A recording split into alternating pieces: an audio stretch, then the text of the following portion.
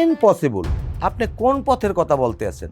এই আমি দলের জন্য যা করতে আছি এই এলাকার ভিতর কোন নেতায় করবে? আমি তো সংগঠনকে শক্তিশালী করতেছি। কি বলেন আপনি এসব কথা? কি বলেন ভাই, সংগঠনকে শক্তিশালী করতে আছেন না নিরীহ মানুষের উপর জুলুম করতে আছেন? এটা আপনি কোন ধরনের কথা বললেন? আমার দ্বারা নিরীহ জনগণ জুলুমের শিকার হবে এটা তো আমি মেনে নেব না। এটা আপনি কোন দিক থেকে বললেন যে আমি জনগণের উপর জুলুম করতেছি? আরমান ভাই, কিভাবে বুঝবো আপনি ভালো কাজ করতে আছেন? এই যে আপনি চেলাবেলা যারা আছে এরা বিভিন্ন দোকানপাট থেকে টাকা পয়সা নিতে আসে, এরে লড়াই এরে মারে, এইটা কি ভালো কাজ? এই কথা আমি মনে করছি সিরিয়াস কোনো বিষয় নিয়ে আপনি আলোচনা করবেন। শোনেন, রাজনীতি করতে হইলে এরকম পোলাপানের প্রয়োজন আছে। এইসব পোলাপানের তাদের ব্যবসায় তো এটা রাজনীতি, এরা তো অন্য কোনো ব্যবসা করে না।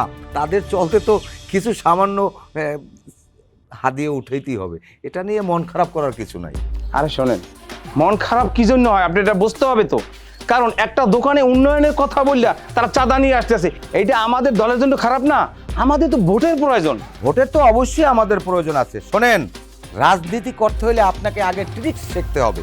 সেই ট্রিক্স যদি আপনার ভিতরে না থাকে আপনি কোনোদিনও নেতা হইতে পারবেন না।